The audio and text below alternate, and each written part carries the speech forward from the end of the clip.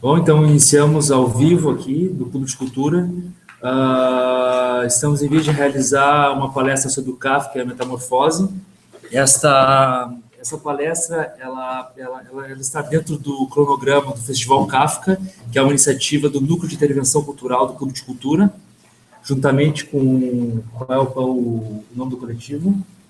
Coletivo multicultural ou subtropicalistas. Subtropicalistas.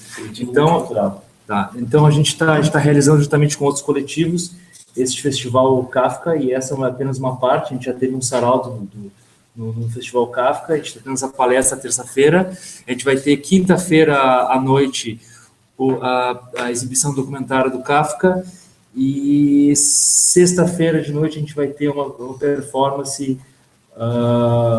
audiovisual que se chama Exoformatem.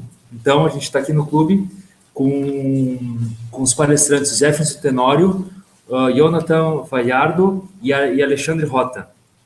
Vou passar a bola agora para o companheiro Pandolfo, que irá fazer as devidas apresentações dos palestrantes e introduzir kafkamente os trabalhos. Então, eu queria fazer mais, eu ia fazer bem o que tu fez, né? Até nem precisava fazer, porque eu só queria dar o início, assim, dar o primeiro toque para a bola rolar. O Jefferson, ele é mestre ali em letras pela PUC, ele é um escritor e professor gaúcho, e se interessa muito, então, pela temática do Kafka.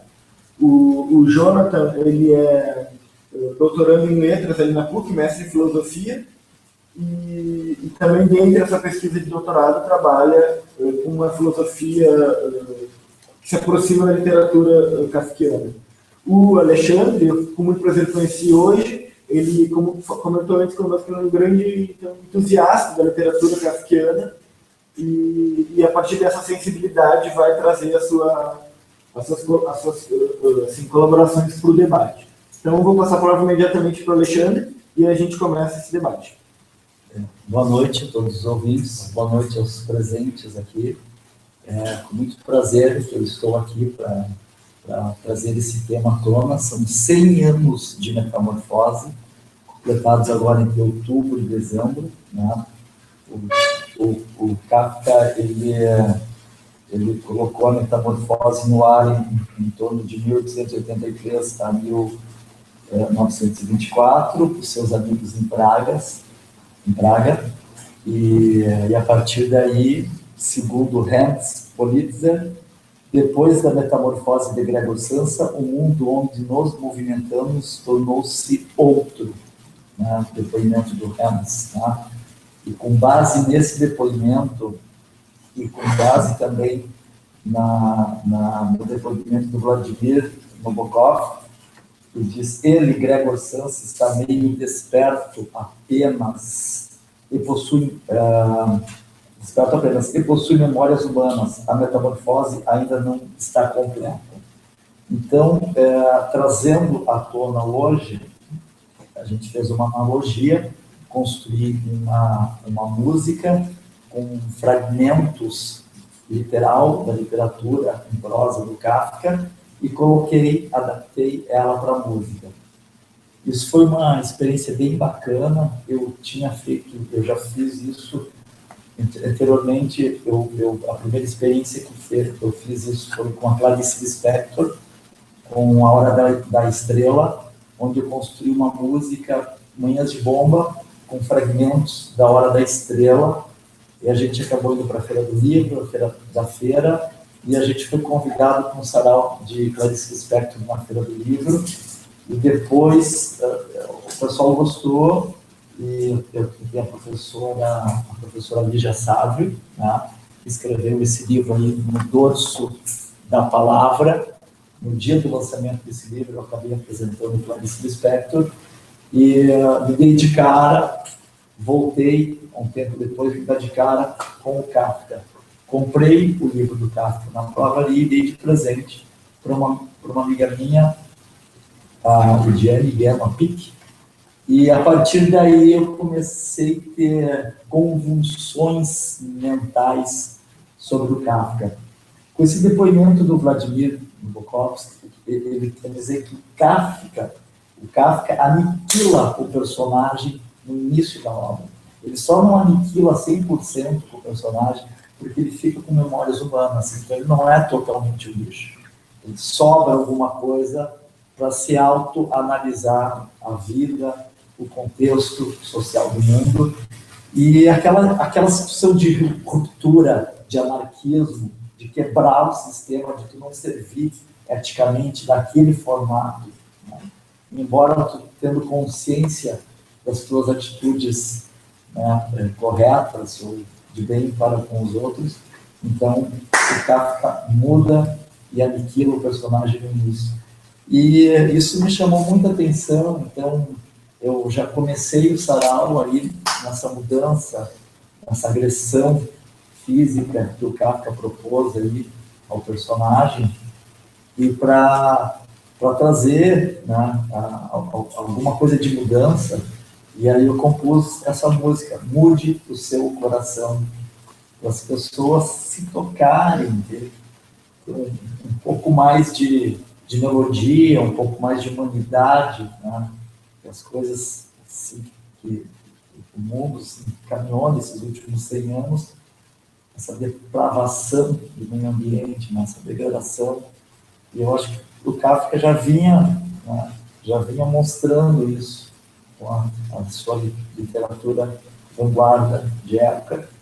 E eu quis trazer à tona isso, justamente comemorar esses 100 anos de Metamorfose, e compus essa música e usei os fragmentos do Kafka. Mas eu já tinha feito com a Clarice, né, e eu já tinha gostado da experiência, e fiz também com o Nietzsche, né. A música do Nietzsche está aqui, deixa eu ver se me lembro o nome da música. Na realidade não ficou bem certo o nome da música, mas era para ser o Bigode do Nietzsche. Depois eu achei que poderia ser, da obra Assim Falou Zaratustra, que poderia ser Nietzsche da presença de Nietzsche. E Bigode do Nietzsche, enfim, acabou que o Kafka me marcou tanto que eu trouxe o Kafka à tona. E na proposta também de ajudar o Clube de Cultura a retomar o seu teatro, né, para a gente poder construir, reconstruir e devolver esse espaço que é muito lindo, que está aí, devolver, é um espaço para mim, para vocês, para todo mundo, poder propor alguma coisa cultural. Então, eu acho que nós temos que, juntos, trabalhar em conjunto para devolver o teatro a Porto Alegre. É um presente, seria do Clube de Porto Alegre, e eu me proponho a fazer minha parcela. Não sei se é grande, pequena, se basta, se não basta, não interessa. É importante trabalharmos em conjunto e poder propor alguma coisa nesse sentido.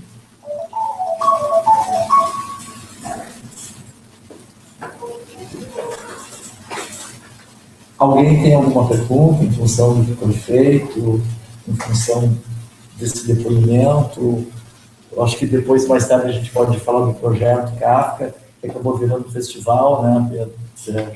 Pois é. Então, acho que depois a gente pode deixar para o final isso aí. Deixamos para o final. Mas eu gostaria de frisar que eu gostei muito do que aconteceu. Eu acho que as pessoas que vieram devem ter gostado. A gente se reuniu em menos de 2 meses, faltou ensaio. O contrabaixista saiu uma vez com a gente, se apresentou. Então, a gente precisava ter mais espaço dentro do clube para poder montar uma coisa, digamos, mais concreta, mas eu gostei do que aconteceu, eu achei que foi bom, poderia ter sido em alguns pontos melhor, mas eu acredito que só fazendo, e as pessoas que vieram voluntariamente ajudar, agradeço todas elas, as que vieram assistir também, eu acredito que foi muito válido, e eu acredito sim que a gente vai poder devolver esse teatro para Porto Alegre. E o Kafka, eu acho que vai fazer parte disso também. Eu acho interessante a opinião do Xandão aí, porque ele traz uma visão mais artística sobre o Kafka, diferente acredito eu, dos dos demais palestrantes, porque eles vão tratar mais sobre o Kafka mesmo e a metamorfose, mas é interessante ouvir o Xandão, porque ele participou deste festival e ele tentou artisticamente reconhecer o Kafka nele mesmo e em nós, como indivíduos. Eu acho interessante, então, esse contraponto, porque agora acho que a gente vai entrar num sujeito um pouco mais pontual sobre o Kafka mesmo, sobre a história dele como escritor, como pessoa, e, obviamente, sobre a sua obra em si, né, sua obra literária. Eu não sei agora quem seria o Jefferson. Então, por favor, Jefferson. Então, boa noite a todos. Agradecendo, então, ao Xandão pelo convite. Gosto desse tipo de evento, né, de falar de autores que eu costumo ler, e o Kafka foi um desses autores que me causou bastante impacto, e não faz tanto tempo assim, né, já estava na metade da universidade quando eu tive contato com Kafka, e aí eu comecei a ler e a gostar, e volta e meia eu tenho sempre que retomar, né, o Kafka. E também é importante, a última vez que eu falei do Kafka, faz quase um ano, mais ou menos, foi junto com um autor, um escritor, que faleceu esse ano, Hermes Bernardi, e ele estava na última vez, né, que nós mediamos uma conversa, né, sobre o Kafka. Então é uma forma também de homenageá-lo, de lembrar, né, uma pessoa que foi bastante importante para a cultura aqui do Rio Grande do Sul. Então, eu pensei o seguinte: eu não sou palestrante do Kafka e de toda a obra do Kafka, até porque o que eu conheço é o processo que eu reli, a metamorfose, li algumas biografias que falam sobre o Kafka, mas eu não tenho, assim, digamos, um aparato teórico assim, aprofundado, né, para, digamos, então eu pensei, como era a ideia de fazer um debate, né, de lançar algumas ideias sobre a obra, talvez sobre a vida dele, e aí a gente conversando, né. Então, eu pensei em começar falando do próprio título, né, Metamorfose. Tem uma história aí de que o título original, não sei falar alemão, né, mas o título original, que seria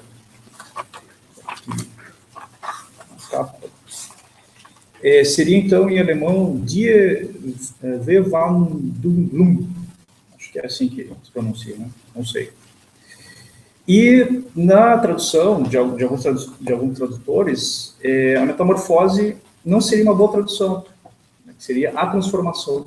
A transformação seria uma boa tradução para o português, porque a metamorfose, ela dá uma ideia biológica da coisa, dá uma ideia de que o personagem e que a história vai girar em torno da questão biológica e não de uma outra questão, né, que é uma questão, digamos, moral, ética, cultural, isto é, algo muito mais sutil, mais subjetivo do que o título está mostrando. Então, quando eu tenho um título chamado A Metamorfose, a ideia que se tem, então, é uma pessoa que se transforma num inseto. Então, mas, me parece que o cerne, ou seja, o principal do texto não é essa metamorfose, mas é a transformação que ocorre tanto com o personagem principal, com o Gregor, e com as pessoas que convivem com ele. Então, a transformação, a metamorfose não é a metamorfose do Gregor, é uma transformação da família e dele. Então, nesse sentido, há, então, críticas, né? Até dizem, né, que o Borges também criticava essa tradução, ele propôs até uma tradução que seria La Transformation, né? E aí, para que tivesse essa ideia, né, de transformação e não de metamorfose, né? Eu concordo, né, acho que em partes, né, nesse sentido, porque pode enganar também um leitor que não conhece, né? Pode achar que se trata de um livro de ficção científica, ou tem realismo mágico, mas não é esse o sentido, né, que o texto aponta. Mas eu acho que é mais uma questão mesmo teórica do próprio título, para ver se encaixa ou se não encaixa no que o Kafka quis dizer em algum momento. O Kafka, ele foi uma pessoa bastante controversa na vida dele.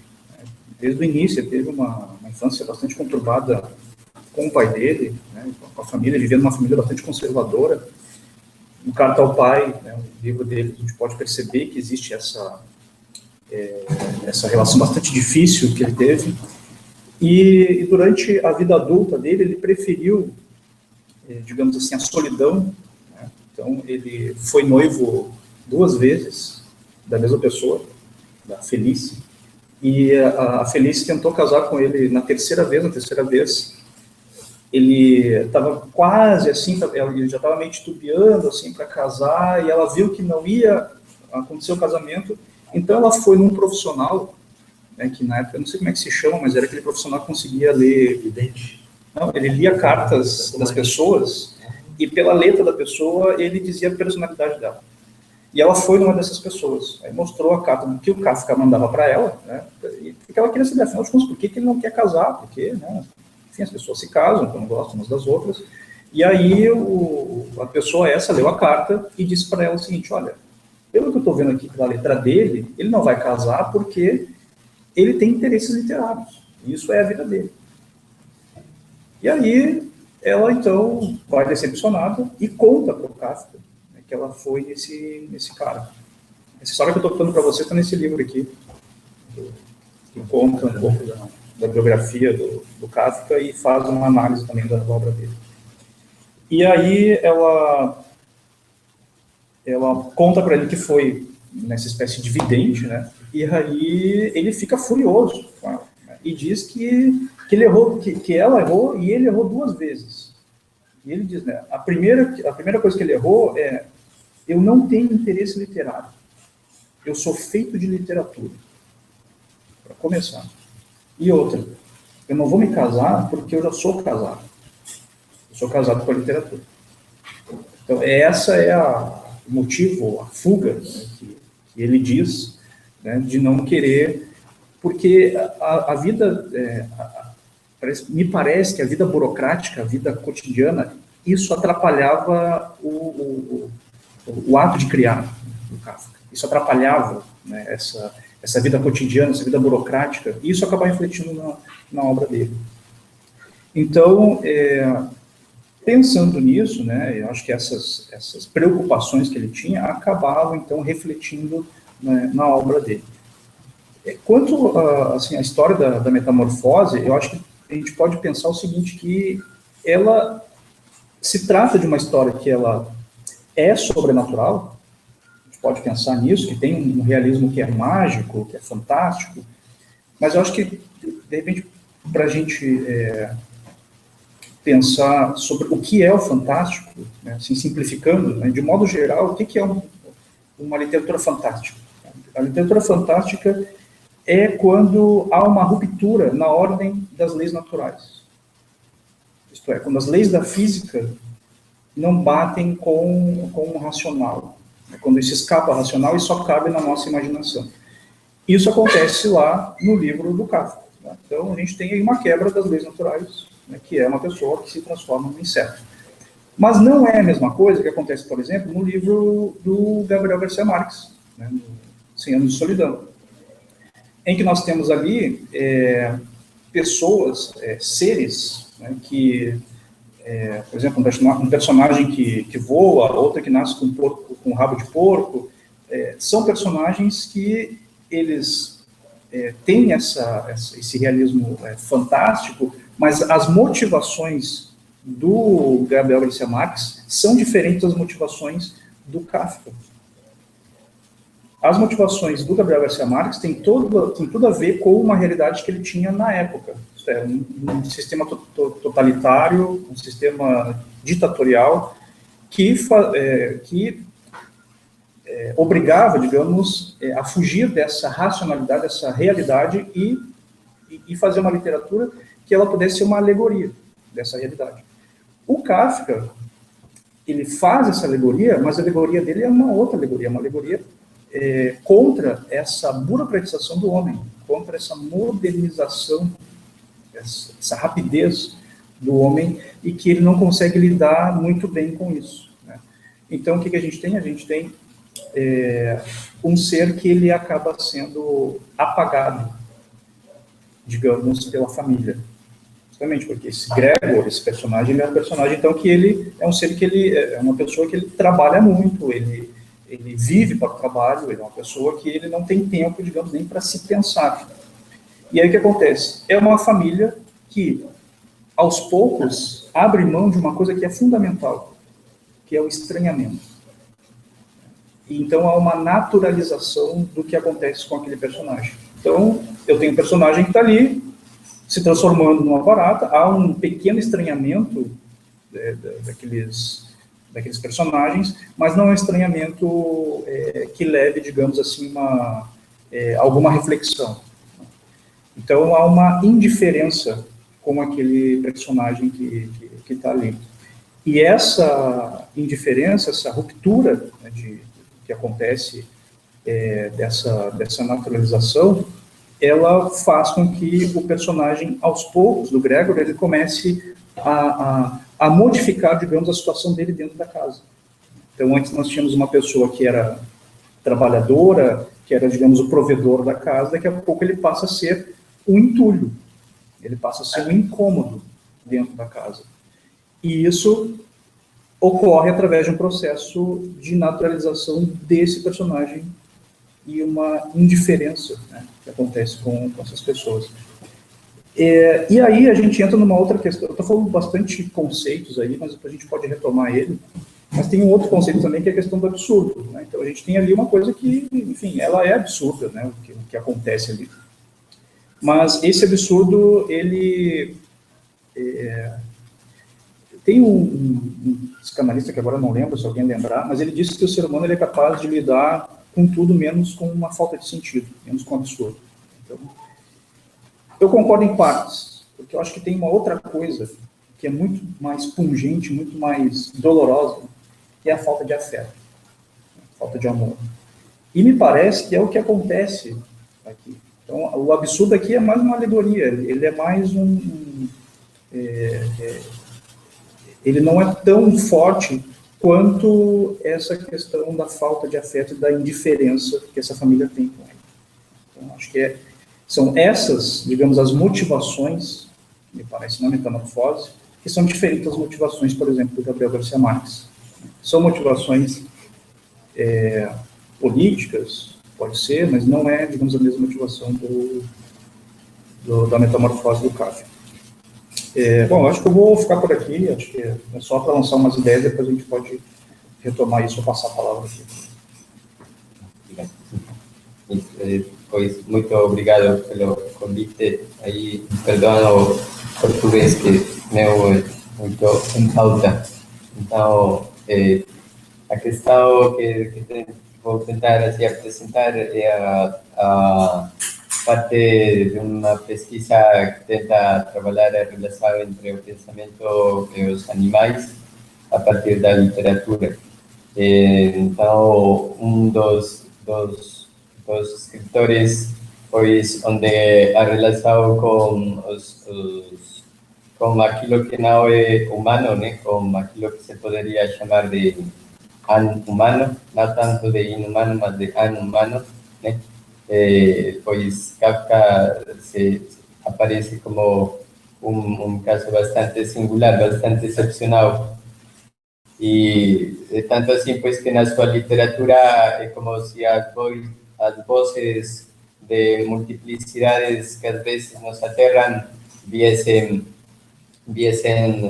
e acontecessem na língua, né? Porque, antes que tudo, pois, a literatura hereda a língua, né? E a língua que Kafka, pois, vai herdar vai ser, pois, uma língua heterogênea como é alemão, né? A qual ele vai entrar em corpo a corpo, digamos, com esta língua alemã. E o corpo a corpo com a língua alemã vai levar a que ele transforme a própria língua nacional e o Yiddish, né? Através da articulação com o Yiddish. este corpo a corpo na língua alemã é muito importante e as traduções às vezes pois ficam em falta, né?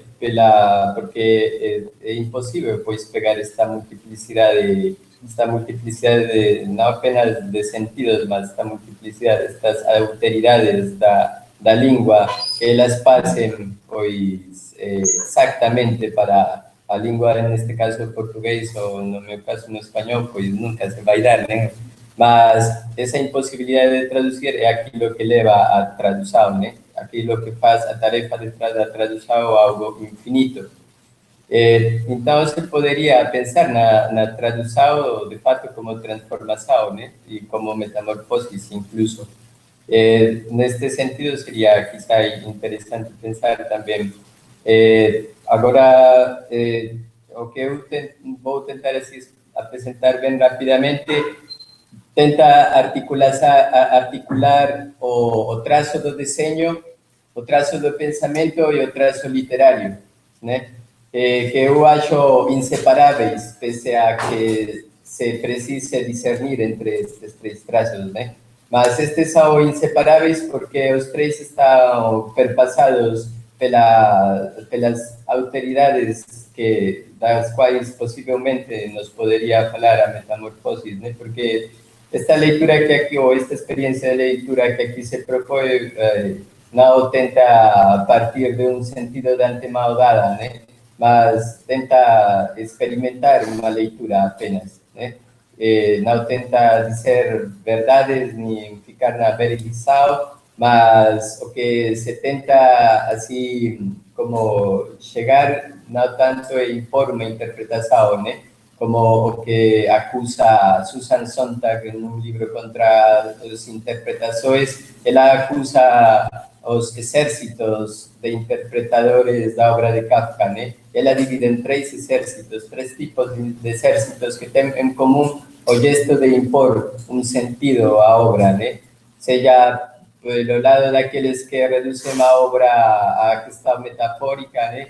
Outros que reduzem a obra, dice, pois, isto é Susan Sontag, a questão alegórica, e outros que reduzem, pois, a obra como uma leitura sociológica, né? De o que nos señala a autora. Seria interessante encontrar né? Diferentes estes exércitos, né? Com seus arsenais de sentidos já predeterminados de antemão, né? E, de fato, aventurar-se numa outra experiência que é a nossa, né? Nossa transformação, nossa metamorfose, porque a leitura como a tradução é uma transformação, né? Ninguém sai igual depois de ler a metamorfose, eu acho, né? Entre todos nós temos essa marca comum, né? Essa transformação. E então é interessante como Kafka nos permite pensar como esse abrupto, né? Essa duplicidade dissimétrica, esses devires, as relações imprevisíveis e inadvertidas entre homens e animais, né? Onde não se poderia reduzir unicamente a termos dados ou fixos. O homem, ou a noção que nós temos de homem, e a noção que se tem de animal vai ser repensada, vai ser reinventada a partir, se poderia pensar, da metamorfose, né? Não apenas os termos, mas também as relações, né? As relações são desde um primeiro momento na narração imprevisíveis, né? E tudo isso é porque há um efeito de estranheza, né? E tudo isto, segundo alguns críticos, se faz através de dispositivos herméticos, chamam eles, né? Mas eu acho que não é tanto de hermética, né? Acho que não, se tem que como que tirar um pouco dessa caixa hermética a obra de Kafka, né? E ver a literalidade, né? Com a qual nos fala, o concreto, o nu, né? Do que nos está falando, né? A nudez do que nos está falando e tudo que faz estremecer, todas as convenções que remove esta literatura que, tomando uma noção de um crítico literário se chama Evandro Nascimento, ele fala de literatura pensante, né? Então, a literatura não é apenas a representação de um pensamento, né? Não é apenas aquilo que está numa segunda ordem diante de um pensamento que estaria de primeiro, e a literatura apenas como a metáfora disso, né? Ou a representação desse pensamento. Mas a literatura já provoca o pensamento, né? E neste caso, a metamorfose ou a transformação, né? Nos está solicitando, né? Uma solicitação a pensar também nessa alteridade, né? Nessa animalidade da qual o humano não se pode esquecer, que é uma ressonância, né? Ressonâncias humanas que não apenas perpassam o texto de Kafka, né? Mas que tem ressoado não tanto com tal extremo e com tanta singularidade como em Kafka, mas que podemos ver alguns precedentes na história da literatura, né? Quando, por exemplo, o texto célebre como aquele de Ovidio, né? Das Metamorfoses também, né? Ou o texto de Apuleio, do Asno de Ouro, né? São textos onde o que teria como, eu vejo um pouco em comum com a metamorfose kafkiana, é como a apresentação dessas heterogeneidades, dessas diversidades, dessas transformações, as quais que são, digamos, iniludíveis, né? Da condição humana, que não se dá como algo dado. Em outras palavras, assim, a condição humana não é uma noção que suporte certezas absolutas, é o que acaso nos vai sugerir este texto, né? Em um texto que se chama Humanimalité, que é de Michel Suriat, ele propõe ler a metamorfose desde a perspectiva do conceito de hibridez, né? Hibridez que é uma hibridez dissimétrica e que nos diz que não se pode ler em termos essenciais, né? Em termos de essencialismos, nem o humano, nem o animal, né? Mas que se precisa, e poderiam surgir algumas propostas, né? Pensando quizá em um texto de Gilles Deleuze que se chama Kafka ou a literatura menor, ele propõe ler a Kafka não apenas como metáfora, nem tampouco apenas como figuração, né? Mas como estados intensivos, né? Como estados intensivos, e isto é o que vai permitir, quizá, ver a arte, né? E eu trouxe a experiência de leitura que fiz um desenhador espanhol para a edição ao espanhol da Edições Urraca, da Argentina, né, que foi uma tradução muito bela do escritor argentino César Airá, e com os desenhos do desenhista Luis Scafetta. Então, eu queria partilhar para vocês este outro modo de pensar e de ler a metamorfose, que é através do desenho, né? Então, eu havia digitalizado alguns destes e que vamos a tentar ver aqui no projetor, né? Sim. Qual seria aqui? Para nós. Sim, posso abrir. Você pode passar aqui que eu passo para lá direto. Pode abrir aí. Por aqui? Ah.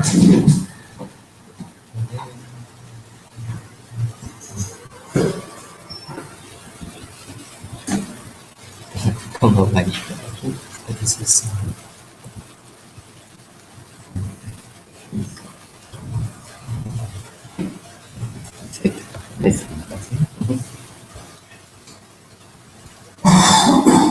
Comecei a escutar isso.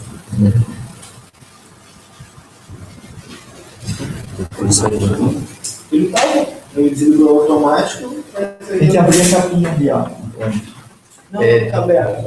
Ela estava projetando. Pois, enquanto você está ligando, você aproveita este breve momento para começar a mostrar um desenho de Kafka, né? Que fiz o mesmo Kafka como para introduzir essa parte que eu queria como apresentar para vocês, essa possibilidade de ler ou pensar a Kafka desde as artes também, né? Desde o desenho, porque Kafka também, ainda que isto seja pouco conhecido, foi ver un grande diseñador, né? Ainda que não seja reconhecido. Foi reconhecido quizás pelo seu amigo Max Brod, né? Ele guardou alguns dos seus desenhos. Entre eles eu queria primeiro um que eu acho que não digitalizei, mas assim queria indicar para vocês porque eu achei como bem interessante que este daqui, né? Este é um não digitalizei, por isso mostro para vocês, né? É aquele daqui, né? Esse, onde tem uma pluma, né? Uma caneta, e do lado da caneta diz esta frase: esta é uma pluma de Sönneken que não pertence à história, né? A pluma com a qual ele desenhava e escrevia retrato, né? Também se poderia dizer, ela diz, pois não pertence à história. Isto acho bem interessante, né? Como quizá uma relação com os cacos da história de Benjamin, né? Com essas outras camadas, daquelas vozes, dessas ressonâncias que a história oficial às vezes silencia, né? E Kafka, através de sua obra, quizá nos permita escutar estas ressonâncias dos outros. Então, esta é uma obra do desenhista Luis Scafati, que fiz para edição em espanhol, para edição em Urraca, com a introdução e tradução do escritor argentino César Airá, né? Onde se pode encontrar este devir, né? Este devir de Kafka, né? Como animal, né? Ou a transformação de fato com o animal. Pode continuar. O desenhista, pois, através de todos estes desenhos, nos poderia continuar assim em velocidade porque senão não conseguimos olhar todos. Então, nos vai indicando como as transformações, tanto da corporalidade, porque eu acho que a questão do corpo é uma das questões mais importantes na narração, né? A questão de dar-se conta do corpo, né? E do imprevisível, do que é capaz um corpo, se perguntava Spinoza em alguma ocasião, né? E a metamorfose, acaso, nos leva a um extremo do que acaso quizás seja capaz um corpo, né? O desenhista nos fala de que para ele foi uma experiência que ele teve a necessidade de desenhar de fazer estes desenhos. Para quê? Para poder ser atravessado pela obra de Kafka e ao mesmo tempo para abandonar ela, porque ele já não suportava mais, né? Foram 2 anos, ele diz, né, de fazer esta obra, tentar desenhar e tentar experimentar, né, no pensamento e no desenho como traço da literatura kafkiana. E tudo são estados intensivos, o que ele nos fala, né? Ele não quer fazer uma representação de uma obra literária, nem tampouco de um pensamento, mas uma experimentação do pensamento e da sensibilidade que despertou a metamorfose, a transformação, a cesis, né? Que através por ser atravessado pela metamorfose se pode ver o testemunho nestes desenhos, que de alguma outra forma nos vão mostrando, né, os episódios, né, da obra, desde o momento em que se encontrava, pois, assim, na habitação, né, saindo do umbral do limiar do sonho, né, e então, quando se encontra a família, né, e toda a pressão que sente, toda a tensão, e em especial como a comédia, né, como o engraçado da situação, porque não nos podemos esquecer, né, que para Kafka esta era uma comédia para ele, ainda que para a história da literatura, né, tenha passado como uma narração até de terror. Né? Uma comédia dramática, né? E então, todas estas possibilidades outras que nos mostra o desenho de imaginar, nos mostra dessa necessidade, eu acho, né? De tirar a metamorfose desses exércitos de interpretações, né? Assim, e em lugar de impor uma interpretação, expor-se a uma experiência de leitura diferente, né? Que é singular, né?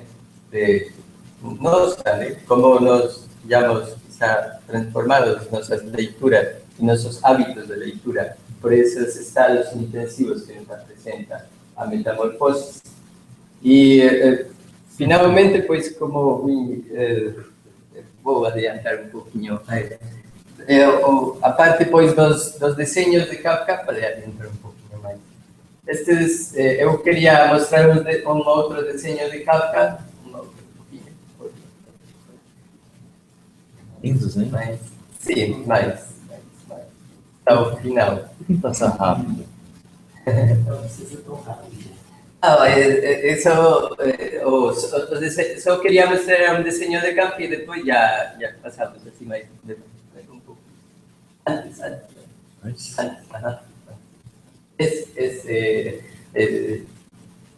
Ajá. Este desenho, né? Eu queria mostrar porque é uma coisa bem interessante. Ele se chama Algo das Minhas Ocupações, né? De acordo ao livro onde estão os desenhos de Kafka, né? Reunido por Mark Brod. E então é bem interessante porque este é um desenho que vai junto a uma carta enviada a Felice, né? E então ele escreve junto com este desenho estas palavras. Anteriores. Estas palabras que dicen, voy a leer en español, ¿no? Porque no tengo. Para que veas algo de mis ocupaciones, te adjunto un dibujo. Hay 4 estacas. Las del medio están cruzadas por barrotes a los que se han atado las manos del delincuente. Por las 2 exteriores cruzan barrotes para los pies. Así, aferrado el hombre, se desplazan lentamente los barrotes hasta que el hombre se desgarra por la mitad. El inventor reposa contra el pilar y, cruzado de brazos y piernas, se muestra orgulloso, como si todo fuera una original invención, cuando en realidad se lo había visto al carnicero que ponía a orear ante su tienda un cerdo destripado. Então, o que, em outras palavras, assim, nos poderia como sugerir, né, estas palavras e esta possível experiência de leitura, né, da metamorfose, é que possivelmente se possa ler na sua literalidade, né, o texto, né, e não apenas a metamorfose, senão outros, né, e olhar como a literatura de Kafka é um ato de resistência diante da maquinaria humanizante que impera e que se impõe a diário, todos os dias, através da sua maquinaria sacrificial, como nos diz aqui, né, nestas notas. Então, isso, obrigado. Deixa eu passar para cá. Ali você não vai usar mais o livro todo? Não. Acho que a gente pode passar para a participação geral. Isso, claro. Posso dar mais uma palhinha? Não sei se tem como ligar a luz aqui. Em 1966, o brasileiro Leandro Conver, ele escreveu um livro sobre a vida e obra de Kafka, publicado nesse ano aí. Tá? Aí ele fala assim, a condição de animalidade a que se vê reduzido o homem esmagado pela alienação. Figura plasticamente da maneira mais expressiva. O homem se torna um animal. O herói de Atófica é um bicho, que pode se tornar por um texugo. O herói de A Metamorfose transforma-se num inseto repugnante, que podemos tornar-se por uma barata. Em outros contos, como o narrador, o principal personagem é um rato, como em Josefina, um cão, como em Investigação de um Cachorro, ou um macaco, como em Relatório para uma Academia. Então, essa questão de submeter essa metamorfose, como diz o Jefferson, biologicamente, e como diz como seu nome mesmo, a questão das percepções no mundo animal, que o animal age com instinto e o ser humano muitas vezes com a razão, esse confronto de exércitos. No caso, a minha percepção como engenheiro agrônomo foi bem biológica, porque no momento que um ser sofre uma metamorfose, vamos dar um exemplo, uma lagarta, ela come folhas, ela tem hábitos terrestres, e ela tem um aparelho bucal mastigador. Ela mastiga, come e devora. Ela tem uma fase de pupa, né, onde ela entra num estado reflexivo com ela mesma, se transforma numa borboleta, onde ela não tem hábito terrestre, tem hábito aéreo, ela voa, e o aparelho bucal dela é de sucção. Ela tem uma tromba, né, que ela enfia na flor, que ela vai colonizar, ou seja, ela nem mastiga mais. O Gregor Samsa, um dos principais personagens dessa obra aí, o protagonista, ele é caixeiro viajante, ele sustenta a família, porque ele tem que pagar a dívida do pai, ou seja, ele é útil ao sistema. Aí, biologicamente, ele sofre uma transformação e ele não está no meio dele original, ou seja, como se fosse a lagarta saísse do solo e vai para o ar, biologicamente. Então, ela troca de meio. E ao desenrolar da história, em nenhum momento se dá água para o inseto. E nenhum ser consegue sobreviver sem água. O inseto seca. Tá? Então, secou a fonte de renda da família, tiveram que se virar de outra maneira. Então, nessa percepção do lado do animal instintiva, na percepção racional do ser humano, esse confronto, baseado nisso, eu quis trazer à tona isso 100 anos depois, e pelo que eu andei lendo, aqui nós temos na Folha de São Paulo, né, como um parágrafo, Kafka marcou a literatura, né, ou seja, como eu falei antes, ele incluiu o personagem aqui, diz o seguinte, que apesar da fama de soturno e angustiado, o escritor era namorador, boêmio e dedicava fazendo imitações. Então, nesse bom humor de Kafka, eu transporto 100 anos depois, né, eu proponho para que a gente crie um curta onde o filme acaba na metamorfose, ou avesso ao contrário do oposto, invertido do Kafka. A gente cria uma fase de pupa, né, o que levaria uma pessoa aqui, hoje em Porto Alegre, a se transformar num inseto monstruoso, repugnante, né, que deslembra ali só.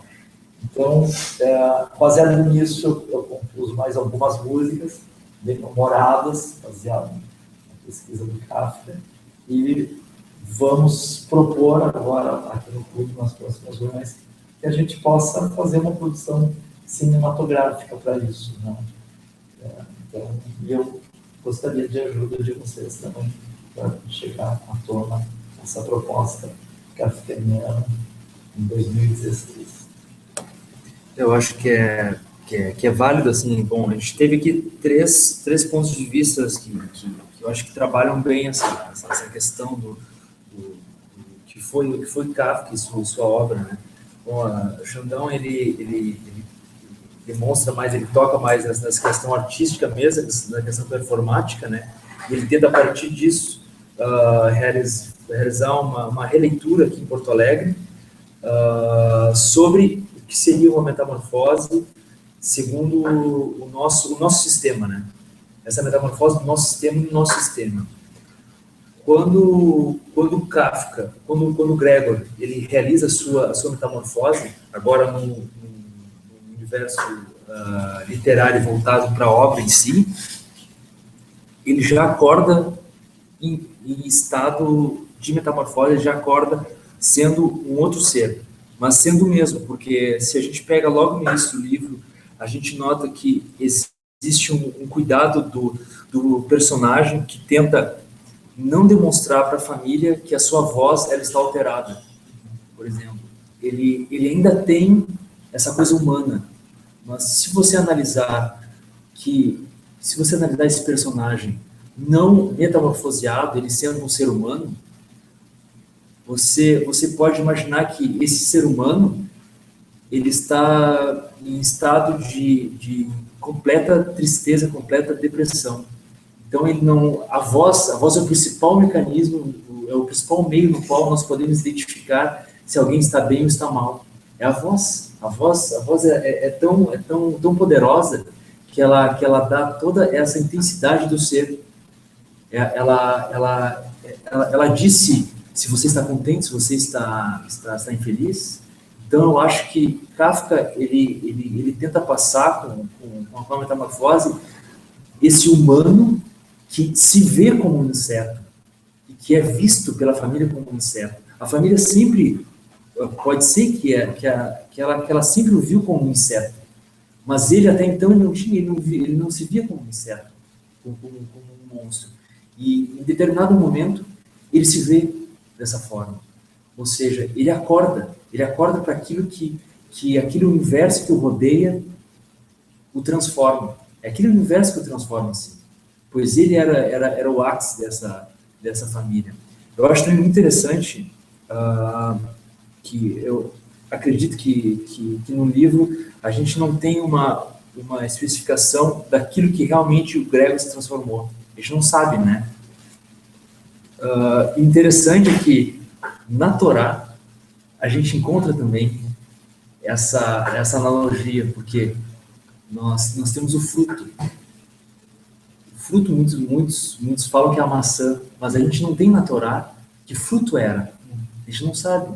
Da mesma forma, eu não sei se foi proposital, Kafka ele não especifica aquilo que era o inseto, aquilo que ele se transformou.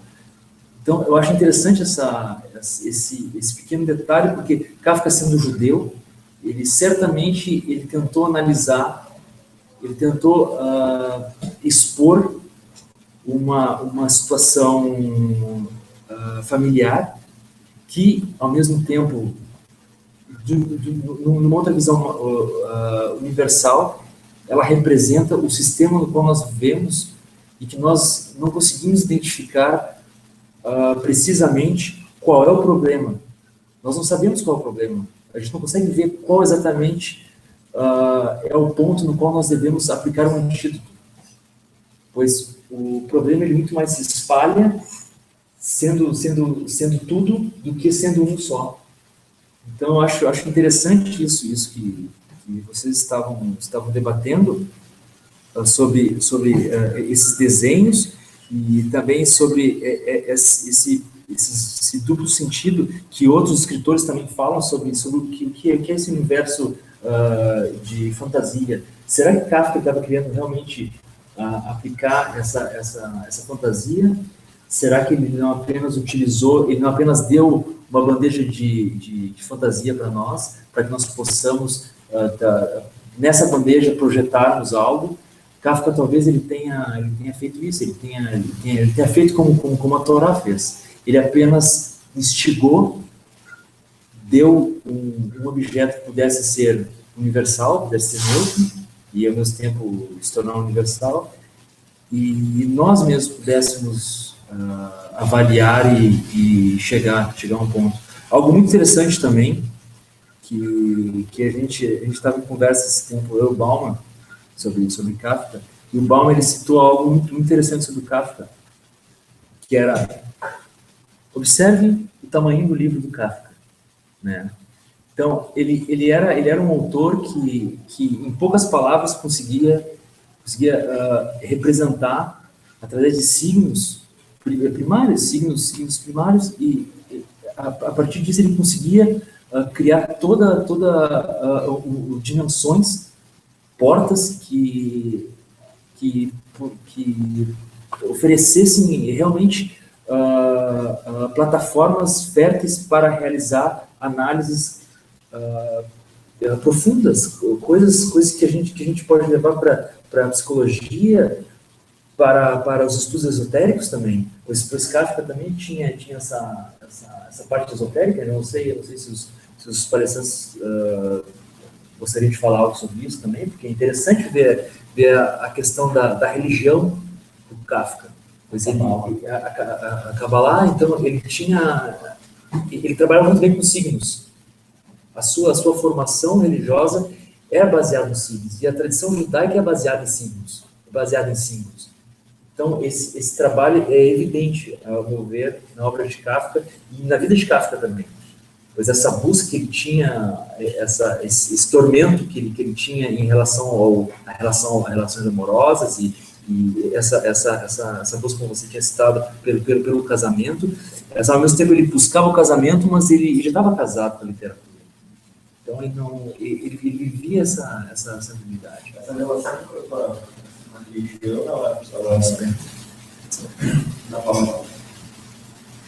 essa relação com a religião, ela é assim, clássica, né? No apontamento sobre a literatura kafkiana, assim, em vários aspectos, mas principalmente pelo aspecto da colonização da doutrina judaica a respeito da pluralidade de sentido da obra.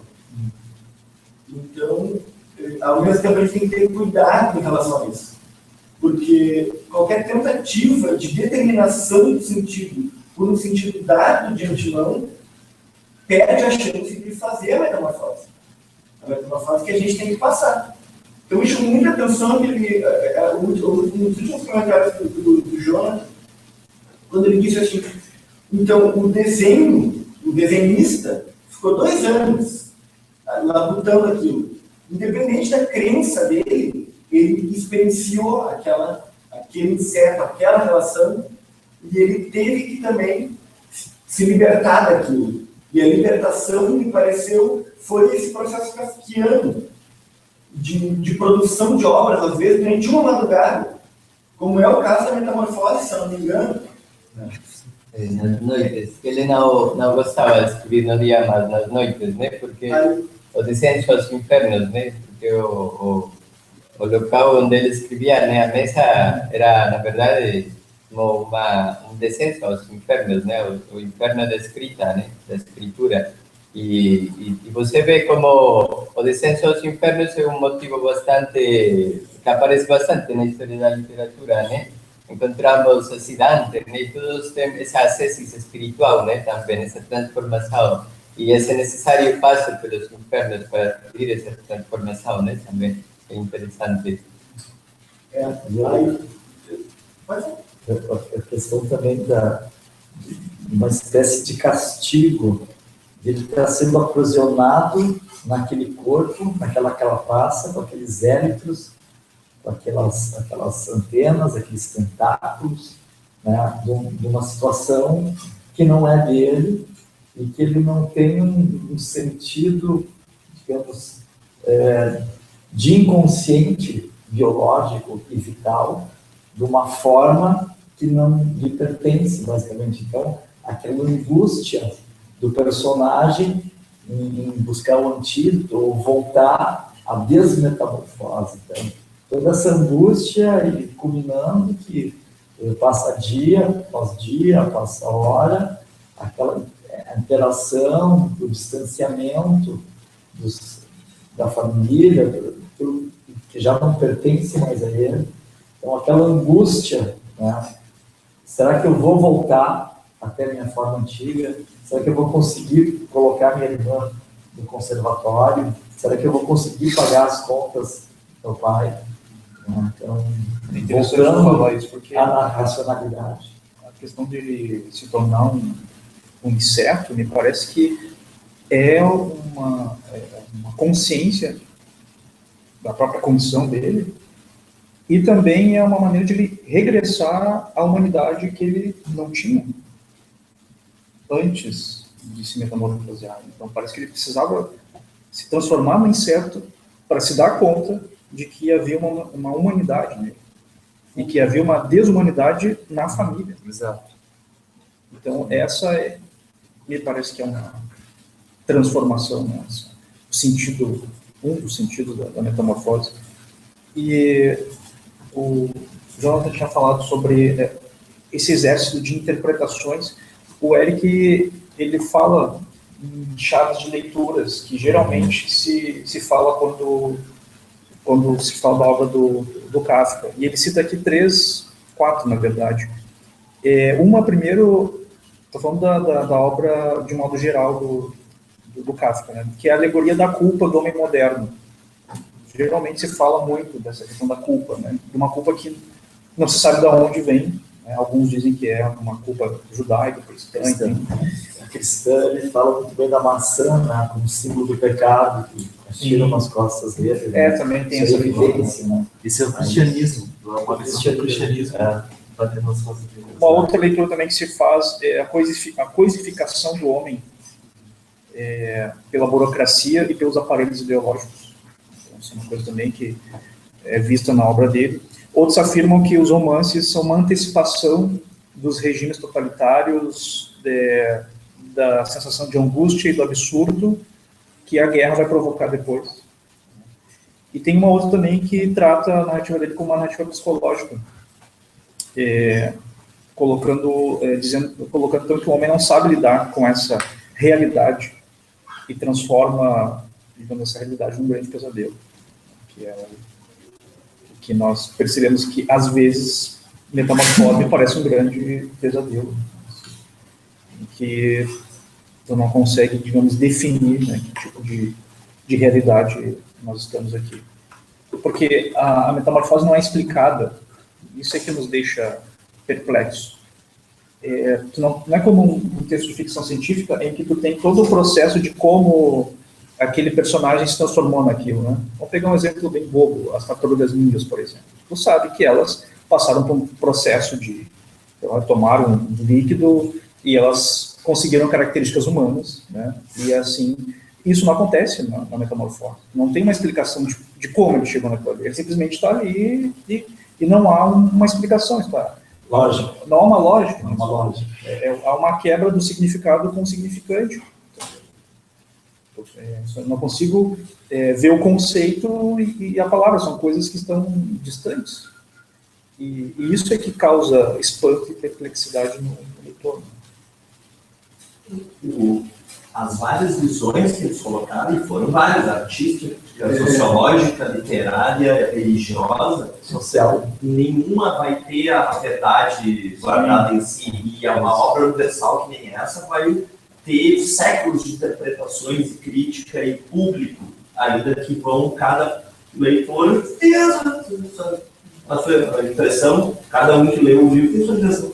A questão não é não poder determinar ou não poder concluir, mas que essa conclusão não seja fechada. Conclusões abertas, o sentido de o conceito de conclusão aberta. Tu pode concluir, mas sabe que aquilo é mais um passo do pensamento de todo mundo. Entende? E nenhuma visão está errada. Tanto é que, por exemplo, vocês apresentaram no Jonathan Chandon visões mais artísticas dele, né? Que é uma visão mais livre. A arte é uma forma de conhecimento, é uma parte da ciência, da religião, e muito expressiva, e a estética. Né? No entanto, o citou Leandro Conga, que é uma visão sociológica, entendeu? Que ele fez uma leitura, mesmo sendo literato também, por esse sentido. E aí uma indicação que eu acho que tem tudo a ver com o que vocês falaram, é do outro judeu, né? Que ele coloca os dois tipos de opressões, assim, dialogando com o livro, que são coisas diferentes, mas que afetam as pessoas muito, que é o Trotsky, né? Modo de produção e modo de vida. Então, modo de vida, modo de produção é exploração, mas modo de vida, todas as outras opressões acarretadas a isso, que se refletem desde o patriarcado, do machismo, do sexismo, da homofobia, que caem dentro da família. E o ser que surge ali e se cria ali junto com as baratas, que é um animal doméstico, né? Está sujeito a que ele não sabe de onde, aí a alienação. Né? E foi o que tu falou na visão religiosa do Torá, que tu não sabia de onde veio. Ele não sabe, ele está alienado de todas as opressões que sente numa sociedade do século XX, que era a vitoriana mais careta talvez da história da humanidade, e ele coloca esse livro sem ter ideia do que, ou talvez ele queira ter deixado isso para o leitor pensar, que é de artista também, né? Deixa para o cara, não vou dizer aqui no final que eles, né? Que nem na Tartarugas Ninja que diz, ele sabe de onde é. Então ele deixou em aberto de propósito.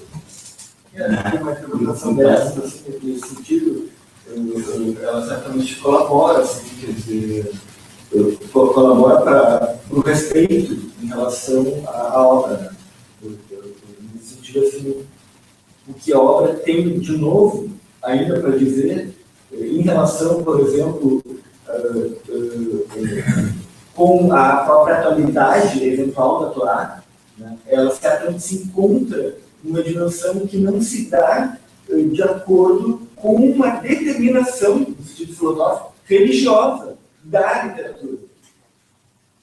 E Ainda que ali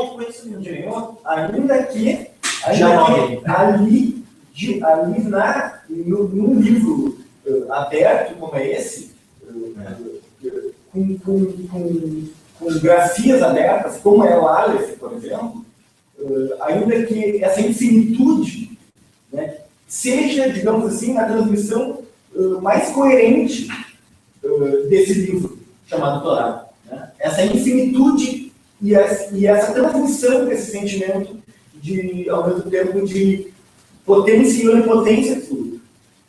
Eu acho que isso, sim, não está, como o Jonathan colocou muito bem, assim, representado. E essa é uma palavra que a gente tem que pensar, né? Que também foi uma palavra colocada por ele, quer dizer, ler a história da forma que seja, se for uma forma essencial, já está pré-determinado pelo próprio ser. Seria o contrário, justamente, de uma transmissão de acordo com a Torá, né? Que não seria a busca eventual pelo ser, mas justamente pelo outro. O que acontece na busca da forma essencial, que é a busca representacional, que é a determinação de uma cena de acordo com uma ideia que vai se reafirmar, porque ela é dada de antemão, né? Isso é a afirmação do que pertence.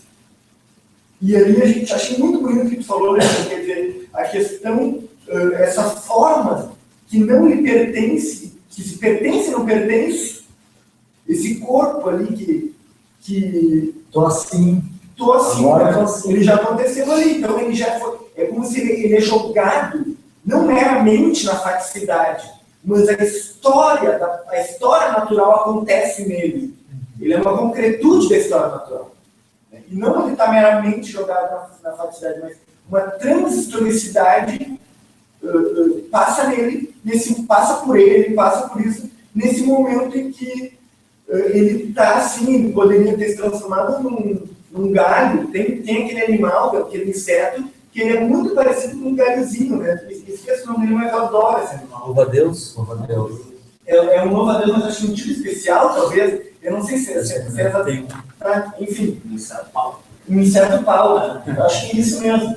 Ele fica gravetinho. Isso é um mimetismo daí, não seria uma metamorfose, mas é um ser que ele se camufla, é um mimetismo, que ele se camufla com uma determinada, digamos, um visual, para escapar de um predador, ou se esconder, ou até mesmo atacar a sua presa. Então isso já seria um mimetismo. Mas isso é biologicamente também. Sim, eu me lembrei. Aí eu queria que o Jonathan falasse uma coisa também sobre biologia, a respeito de matéria, mas antes de fazer essa pergunta, eu me lembrei agora que o João falou do troço da voz, né? E quer dizer, quando ele está um inseto, que obviamente um inseto não tem voz, nossa concepção de voz, sim. O que ele faz? Ele tem que mimetizar a voz que ele acha que ele tem. Na verdade, uma voz de consciência. Aí é um outro aspecto da mimesis, porque a própria mimesis da obra, que é terceira em relação ao narrador, em relação ao personagem e à situação familiar, a mimesis da obra é uma. A questão interna que o cara tem que fazer da mimesis para acontecer uma coisa já é outra.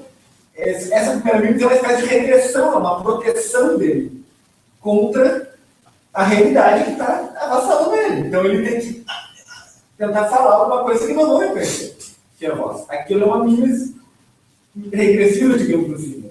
A mimesis da obra, quanto mimesis da realidade, vamos supor assim. Aí a gente sai indo num conceito de exatamente expressionista, surrealista, o que quer, mas é uma mimesis da realidade, que ela não perde essa realidade. Aí seria uma outra mimesis. E na busca da humanidade também, eu acho que citar um outro escritor português, que é o Saramago, que escreveu A Cegueira Branca. Agora, tu imagina se fosse uma situação em cadeia, metamorfose de inseto, de vários seres, né? Que é o que rola. E começa a se transformar em efeito cascata, em cadeia, e invadir o planeta. Então, como ficaria a humanidade, os seus conceitos bélicos, os seus conceitos sociais, os seus conceitos sociológicos, né?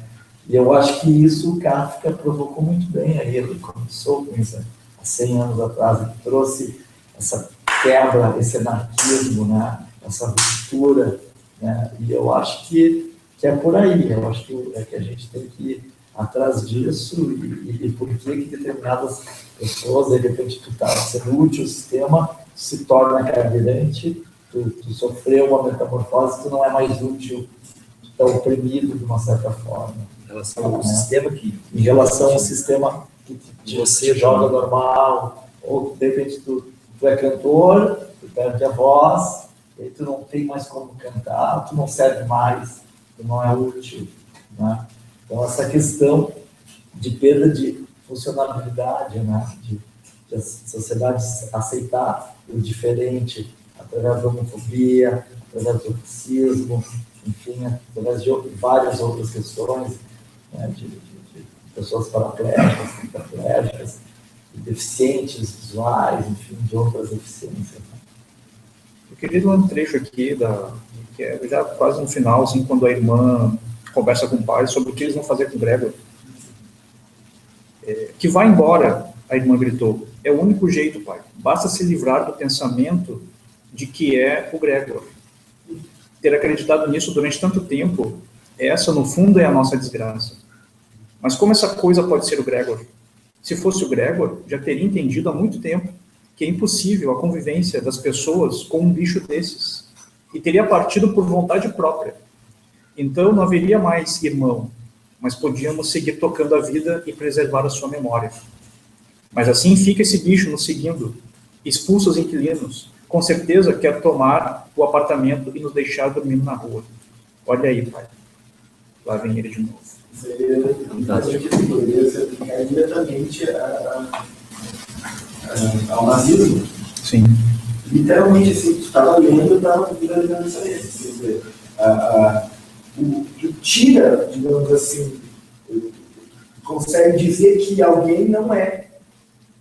Então, o ser é não ser. Ele se torna não ser, se ele se torna não ser, ele se torna matável, já que ele não é assassinável.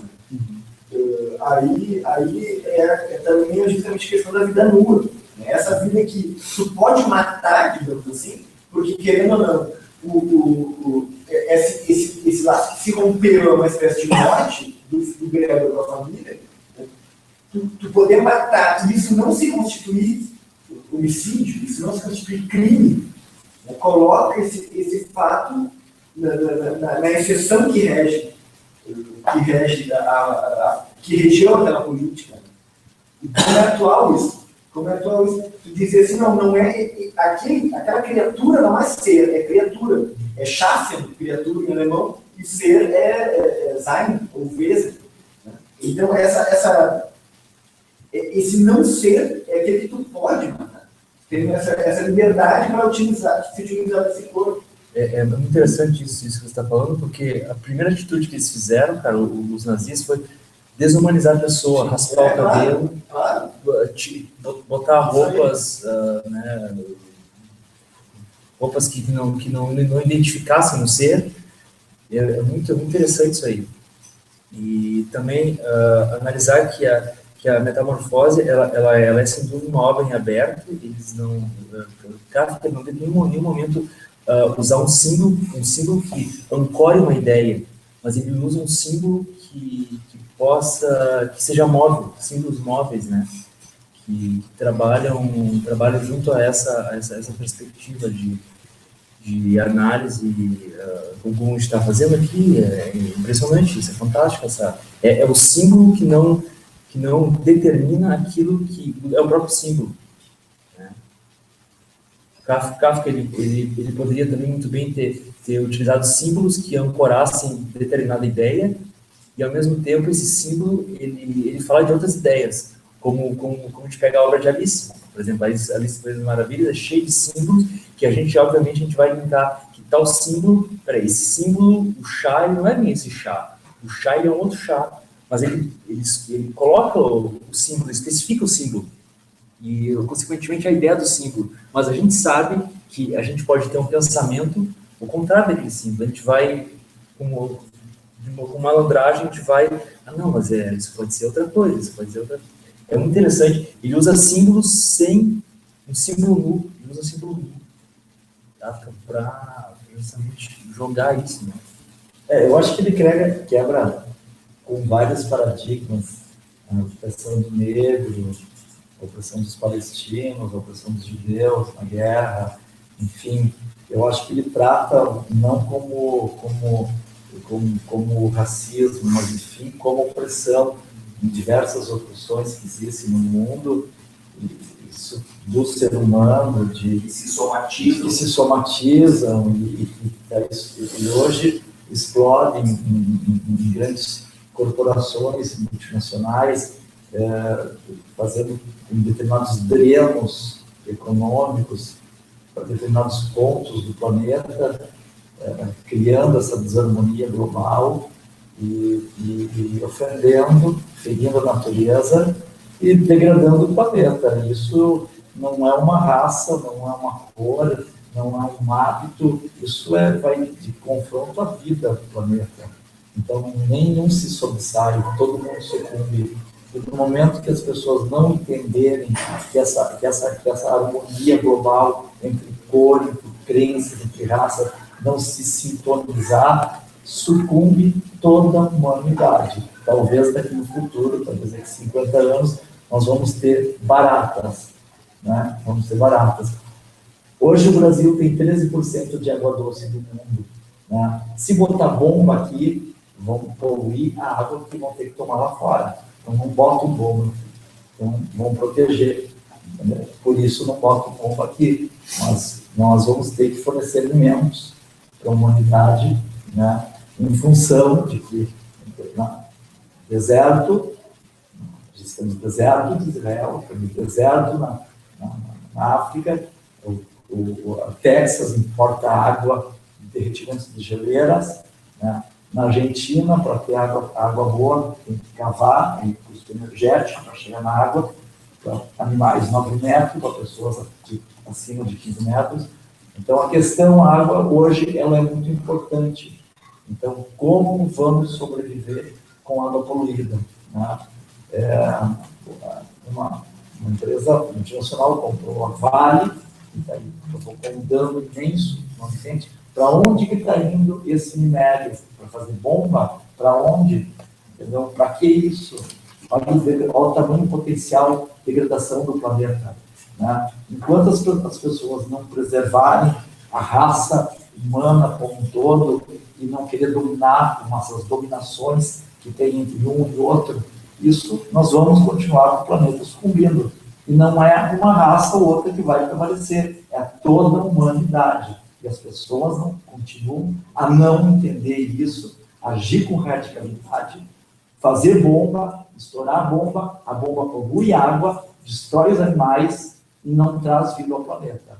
Até quando vamos chegar nisso? Até quando vamos ficar nesse trocadilho? Até onde vamos? Até onde vamos? Então, isso é importantíssimo. Isso tem que ter reflexão. Não é sobrecarregar, não é um querer se sobressair, é assim a harmonia mundial pelo meio ambiente, a paz pelo meio ambiente. Enquanto construir bomba, enquanto a indústria bélica, né, for ofensiva e querer botar na mídia rancor, ódio, luta, guerra, o planeta vai sucumbir como um todo. Não é uma outra raça que vai ser. E isso tem que ser entendido, isso tem que terminar, tem que haver um entendimento de uma maneira ou de outra. Isso é o que eu gostaria de dizer. Tanto é que o apelido dos Estados Unidos, as marcianos latino-americanos, é barata. O caráter latino-americano, né? E ele chegou ali a falar do nível de propriedade privada, né? Antes que ele tome a nossa casa. Então, aí tu cria culturas de xenofobia, de opressões, para justificar. Aquilo, símbolos. É aquilo, né? Você Você tanto pode dizer que tal pessoa não é aquilo, como você pode dizer que tal pessoa é aquilo. É o que os americanos fazem. Eles Exato. compram Coca-Cola e você será feliz. Iludem, distorcem a opinião pública e em função daquilo que eles querem, comércio de armas. Que é onde vamos. As migrações na Europa hoje e os haitianos aqui. Eles corrompem o ser humano, o adulto adulterado, né? O ser humano corrompido. Tanto para um lado desumanizado, tanto para o lado super-humanizado, né? O super-herói. O companheiro lá queria falar algo? Sim, toda essa exploração da natureza gera poluição, e a poluição produz seres humanos doentes. Então, em casa do Greta, não seria isso uma interpretação possível do leitor, que não tem presentes para mesas, do Greta como uma metáfora da forma como a gente trata as pessoas que estão doentes ou que têm alguma forma de infecção. Acho que uma interpretação que eu tive na época do meio, que no estado de saúde também estava, né, que escreveu também que ele morreu de tuberculose, ele não se sentia um inseto ao estado doente, porque uma doença não se manifesta de uma vez, ela vem de aos poucos, Verdade. Esse tratamento que ele recebeu logo estava doente, talvez seja uma das fontes de inspiração para ele pensar, me sinto um inseto ao estado doente. Daí nós estamos tirar completamente diferente, talvez seja uma forma de sugestão. E outra interpretação que eu preciso seria talvez ele tentar humanizar os insetos. Tem a ética dos animais, que pega de não comentar e tal, mas existem tendências, estudos que dizem que a gente vai se alimentar muito de insetos, inclusive eles são uma fonte rica de proteína, a gente vai parar de matar a vaca e começar a matar a vaca de novo, produzir a proteína necessária. Então, fazer uma visão de humanizar os insetos e, ao mesmo tempo, de se colocar no lugar de uma forma de vida mais simples, até do que os mamíferos, para fazer esse tipo de sem dúvida que eu penso que Kafka ele aborda pelo menos duas visões ali. A visão que o ser humano tem para com ele mesmo e a visão que o ser humano vê ou que a sociedade, que o meio transporta para ele. Então ele fica nessa guerra. Então ali ele vive, ele transmite uma guerra de egos, uma guerra de identidades.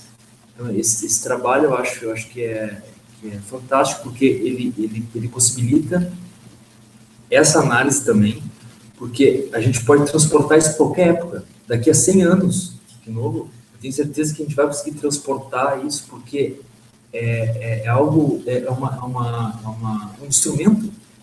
A metamorfose é um instrumento de autoanálise e de análise geral sobre como nós nos inserimos no meio e como o meio se insere na gente. Eu acho que é interessantíssimo. Eu acho que é o Dostoiévski que fala aquela frase: a beleza salvará o mundo, nos salvará, a beleza nos salvará. Eu acho que no caso aqui do Kafka, eu acho que o estranhamento nos salvará. Porque o estranhamento, ele faz com que a gente perceba as coisas. E me parece que no livro, o estranhamento, ele vai se apagando aos poucos, e a indiferença que vai tomando conta. E toda vez que a gente naturaliza as coisas, nós nos desumanizamos. Isto é, as violências, elas são naturalizadas. A gente tem uma grande indiferença com o outro. E essa indiferença que é violenta. E quando a gente tem um personagem como esse, em que ele atravessa o livro, né, nessa metamorfose, e essa indiferença ela vai crescendo com esse personagem, então me parece que a grande violência é essa. Então, quando eu não percebo mais o outro, quando o outro deixou de existir. Deixou de ser, ele não é mais nada. E essa indiferença tem me assustado bastante. Isso é uma opressão, é uma forma de opressão, porque ele saiu de um formato útil para um formato que é útil para outro determinado, porque todo inseto na natureza, todo inseto tem sua atividade, entendeu? Até mesmo a lagarta que come soja, talvez para comer soja transgênica. Então, a natureza, ela é muito sábia, entendeu? E a evolução das espécies vai evoluindo conforme essas distorções que você falou, dessa maneira doentia capitalista em que o mundo está passando. Então, isso é uma maneira doentia. Né? As pessoas não se aceitam, as pessoas não conseguem. E hoje em dia, nessa geração, eu digo que é Ctrl+C, Ctrl+V, praticamente inescala, é tudo instantâneo, é tudo muito rápido. Então, é uma coisa muito forte. Alienação. E isso acaba por alienação em proporções, né, múltiplas. Então, pelo contrário, tu vê essas massificações com doutrinas arcaicas, né? Hoje a gente vê grupos em Porto Alegre de neonazistas, onde estamos, né? Como podemos conviver com esse tipo de gente, né? Com volta ao passado, com atitudes retrógradas, de não aceitação, né? A humanidade tem que evoluir, nós temos que passar, nós temos que quebrar esse metamorfosear. Metamorfosear. Por isso que eu compus Mude Seu Coração. As pessoas têm que estar aptas para a mudança, e essa mudança tem que ser mudança evolutiva. A humanidade tem que haver uma mudança evolutiva. E eu acredito nisso. Né? E eu acredito que é possível através da música. Né? Teve uma ocasião, até aliás eu tenho que fazer um agradecimento, porque a parte do Kafka, da música literal, as primeiras partes foi eu que extraí, e as segundas as partes que foi usada, original, foi a Pique. E teve uma ocasião que a gente estava lá em casa, eu, a Pique e o Ivan, e a gente saiu, levar a Pique à noite na parada de ônibus, e a gente encontrou no meio da parada uma colcha, e no meio da colcha diversos livros. Foi um mergulho naqueles livros, né? Eu, calma, gente, é um despacho, pode ter veneno. Despacho. E ela, que despacho, não é livro, é um despacho literário. E aí acabei compondo uma música onde eu falo, nesse momento, que a gente foi ali com os livros, fomos para um sebo e trocamos os livros que a gente nos interessava mais, não que algumas literaturas ali não eram tão interessantes, ou não eram no nosso lugar. Então a gente chegou. Então, a gente chegou no sebo, cargas de livro, o êxtase da Pique por estar contribuindo para o sistema literário, um êxtase em livreria. Daí eu acabei compondo uma música que era Despacho Literário, êxtase em livreria. Né? E nesse momento eu proponho, na música a gente fala, eu proponho um minuto mundial musical, onde todo mundo, a gente cria um minuto mundial em dezembro, às 20 horas e 20 minutos de 2020, onde todo mundo para de fazer o que está fazendo e vai produzir uma sonoridade, vai tocar instrumento, vai cantar. Então, ressoado com todos os habitantes do planeta fazendo isso, nada de errado está acontecendo. E essa sonoridade planetária, ela invade as pessoas e isso provoca uma vibração de onda tamanha, que parecido quando o homem deixou de ser hominídeo e ganhou 3% e passou a ser homo sapiens. Né? Então, a gente precisa desse efeito transtásico planetário mundial para talvez a gente sair dessa inércia, mudar esse paradigma onde o ter não é importante, e sim o ser é importante. Não interessa que ser seja, mas o ser na integralidade. Né? E isso tem que ser automático e tem que ser importante, não o ter. Né? Então, isso eu quis expressar isso, que eu acredito que é possível. Né? Eu acredito que é possível. E eu acho que a gente pode criar um movimento planetário ali, pela música, pelo minuto mundial musical, onde todo mundo vai produzir uma sonoridade e cada ano vai ter mais gente, mais gente, mais gente, quem sabe lá por 2200 a gente vai conseguir esse efeito total. Né? Então a gente vai já partir para a finalização, então, né? Está no horário.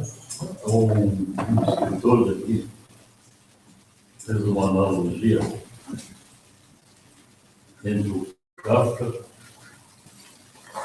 e o escritor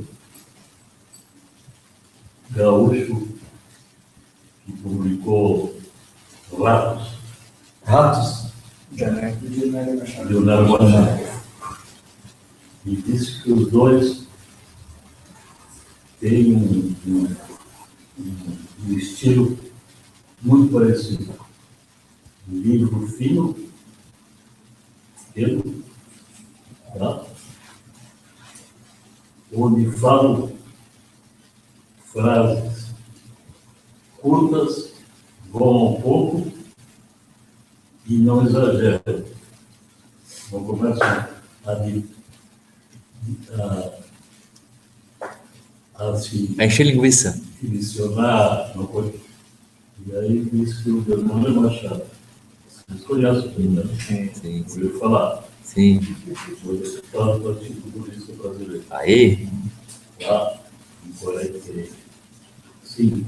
Viva Marighella. Então, Viva Marighella. Viva Marighella, ele disse.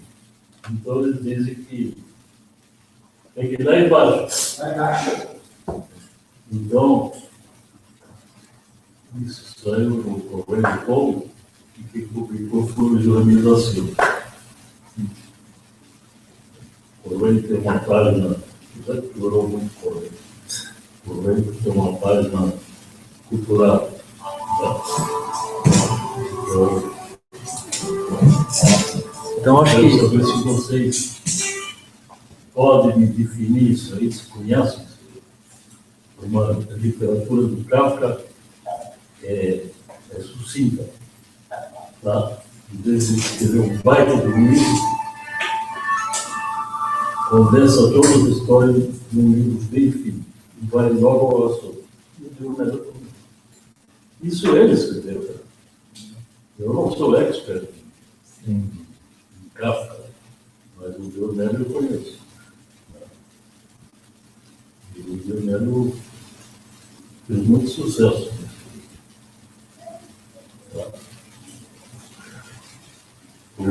O Kafka foi um cidadão tcheco. Né? De Praga, exato. Exato. É. Descendente de judeus judaica tchecos. também? Isso, É. judaico. Numa época, o Kafka viveu e escreveu, havia muita liberdade de expressão na Tchecoslováquia. Antes do... Aqui em Porto Alegre estava chegando a peste espanhola, a gripe espanhola, né? No ano de lançamento do Kafka, eu acho. Aqui em Porto Alegre chegava a gripe espanhola, no mesmo ano. 1915. Pues a relación de Kafka con Praga siempre fue intensa, ¿no? Desde siempre, porque él decía esto, que pese a ser o local donde él siempre moró, ¿no? Es un local donde nunca se sintió, ¿no? O sea, y él no sabía hacer otra cosa que sentirse extraño de Praga. Seu jeito de morar em Praga era sentir-se estranho diante dela. E eu acho que esta é uma questão que, de alguma forma, com a família, na metamorfose, né, se pode encontrar como esse sentimento, que uma palavra alemã que é Heimlich, né, que sintetiza bastante bem esse sentimento, né, como de ter o estranho como ao mesmo tempo, o familiar como algo estranho, né? Como se o próprio fosse o estranho, né? Ao mesmo tempo. E este sentimento, eu acho que está incluso com o mesmo judeu, né? Por isso, o Kafka não é um judeu assim como homogêneo, digamos, né? más heterodoxo, né? Heterogêneo. É aquilo que, de alguma forma, Jacques Derrida vai dizer a propósito de Kafka, ele é outro que judeu, não judeu, né? Ou seja, não judeu que é ortodoxo, digamos, né? Mas heterodoxo, nesse sentido de levar outro que ele nele, né? E ele, eu acho que, sobretudo, numa narração que se chama Imaginar Outro Abraham ou Outro, né? É um texto assim como bem sintético também, onde ele se aventura, Kafka, a imaginar outro Abraham, né? Aquele do sacrifício de Isaac, mas imaginar outro Abraham, diferente àquela parábola da Bíblia, né? E este fato como de reinventar a história de Abraham, né? É um fato de bastante resistência. Ele vai, numa carta a Klopstock, vai dizer que é como cortar a cabeça do pai, quase, né? Reinventar a história de Abraham, né? Pensar, imaginar outro Abraham. Assim, então, sempre essa tensão, né, com Praga, e com a língua alemã, com o Yiddish mesmo, né? Eu acho que essa palavra Heimlich, né, está em toda a obra, quizá. Ele acabou morrendo num sanatório, né? Como? Ele acabou morrendo internado, ele se internou em 3 sanatórios e depois acabou morrendo. Não sei, talvez os pensamentos vanguardas para a época. Eu queria fazer uma pergunta para o Pandolfo aqui, para o Jonathan, rapidinho. Sobre essa questão de fazer uma leitura tentando fugir dessas interpretações, mas de fazer uma leitura tentando experienciar o texto. Como é que vocês veem isso com o neo-leitor, com o novo leitor? Com esse leitor que não tem o imaginário do Kafka ainda, que não está contaminado, digamos, porque a gente vai ler o Kafka que tem toda uma história já que já foi dita. Como é que vocês veem isso, então, de proporcional, não estou querendo que vocês me deem técnicas, mas de que forma esse primeiro contato com o leitor, que não se torne, digamos, que, assim como um professor, ou como um pai, ou sei lá, como uma mãe, acabe direcionando a leitura, de como isso pode ser experienciado. Eu posso dar a experiência que eu tive aqui no clube, trazendo Kafka para cá. Eu sou engenheiro agrônomo, vivo de engenharia. Eu já me sinto feliz, porque trazendo o Kafka aqui, várias pessoas leram Kafka em função de fazer o sarau, em função de perceber coisas. Eu já me sinto feliz, entendeu? Em provocar essa difusão, de fazer com que pessoas que talvez não conheciam, ou que conheciam muito pouco, né, durante a confecção do sarau, embora foi 2 meses, isso despertou em mim um processo de criação musical. Eu acabei criando 6 músicas nesses 2 meses. Eu não me julgo também músico, eu acho que eu posso ser um compositor, né? E eu acho que o Kafka tem um poder grande digamos, de prender, de fazer, do leitor perceber que é uma literatura vanguarda, imagina 100 anos atrás, né? Então, eu não tenho, Jefferson, eu não tenho essa relação com o leitor que vocês têm, vocês que estão, digamos, têm uma visão formada na universidade, em função de estar numa academia de letras. Mas eu vejo que a aceitação do Kafka, aqui mesmo no clube, quando eu falei em Kafka, a primeira reunião que eu vim para cá, eu já vim com Kafka na cabeça, entendeu? Só que eu tentei interagir, porque eu não me considero assim, nada de cineasta, nada de poeta, nada de músico, nada de nada. Eu me considero que eu quero fazer alguma coisa. E várias pessoas, e para o Kafka chegar até aqui, a gente teve 4, 5 reuniões, se falou em permacultura, se falou em entrevistar índio, se falou em fazer livro de receita, se falou isso, se falou aquilo, e as ideias foram... Até que na terceira ou quarta reunião eu falei do Kafka.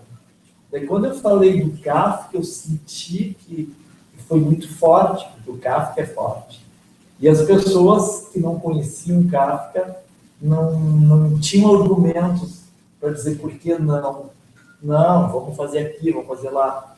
E o pouco que eu sei, eu tentei trazer à tona, entendeu? Então, para não impor uma ideia, porque eu também não gosto de impor uma ideia, e eu gosto do coletivo, eu sugeri, então, fazer um laboratório.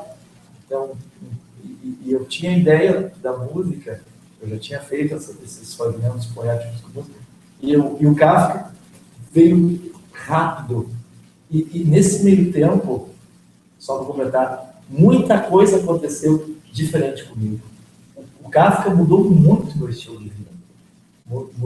Mudou dentro da minha casa, fora da minha casa, no meu trabalho. Aí depois o Sansa que veio fazer, teve problemas de romper um dente, coisas fortes, assim, a literatura da agressividade que o Kafka trata. Eu acho que o Kafka influencia e a gente tem que tomar um cuidado com isso, porque é uma força muito forte, ela invade a gente, e ela faz a gente usar isso. Eu não sei explicar, mas eu vejo que as pessoas leram Kafka e a gente acabou fazendo alguma coisa para trazer à tona isso.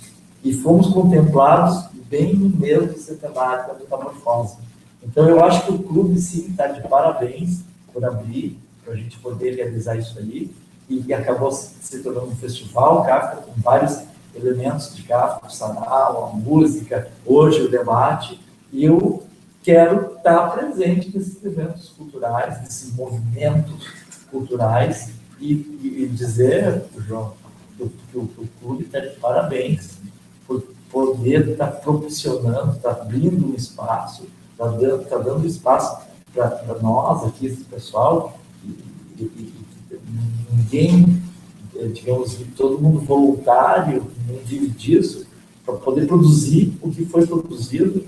Eu achei muito bem feito, uma estrutura que o clube tem. Nós temos que botar de volta esse teatro em funcionamento. Isso daí. Você falou, responder.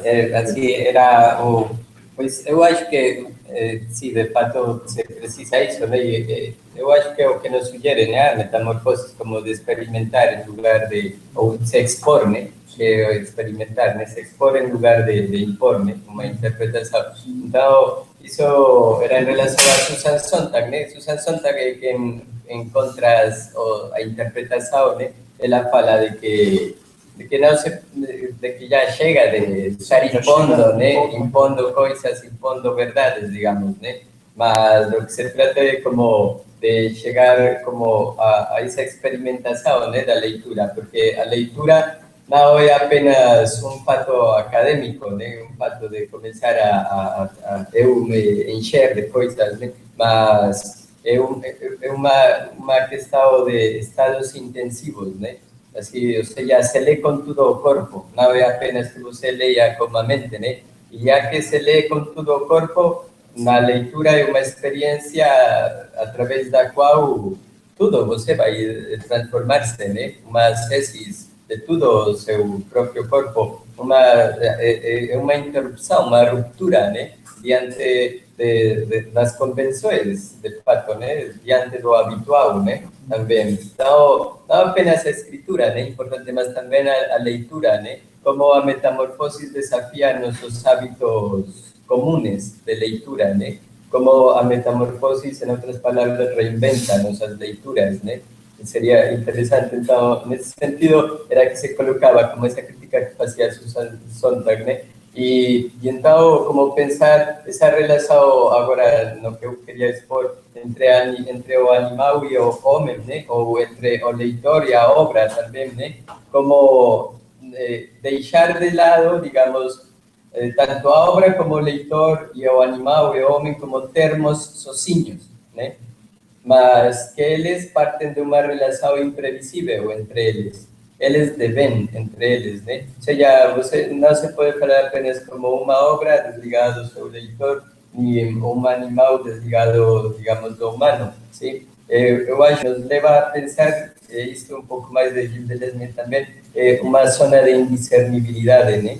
Onde não se lida, digamos, com termos dados, fixos, de antemão dados, né? Como se se soubesse de antemão o que é o homem, ou como se se soubesse de antemão o que é o animal, mas já desnudar-se desses conceitos de antemão dados e experimentar a possibilidade de criar novos conceitos, né? A partir dessa zona de invisibilidade, né? Onde não se pode decidir se isto é um inseto, isto é um homem, isto é Gregório Samsa, isto é K, isto é Kafka, né? Ou seja, não há certezas diante das fronteiras, né? Que nós pomos, né?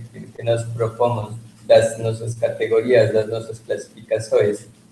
O Metamorfose não cessa como as patitas, né? Como as patitas que tem este bicho, né? De fazer remover, né? Remover, fazer tremer nossas categorias, classificações e fronteiras que achamos certas, seguras para sempre.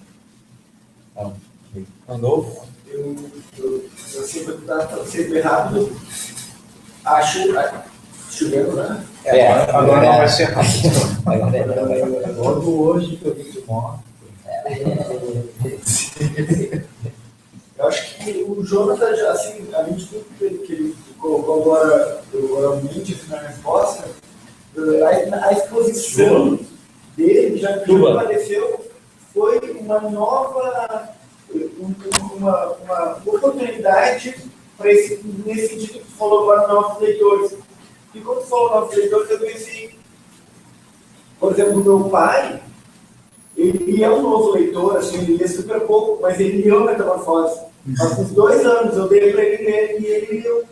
Então ali ele foi um novo leitor. Para ele, tem uma bagagem já de 60 anos de vida, ele pode desconfiar no início.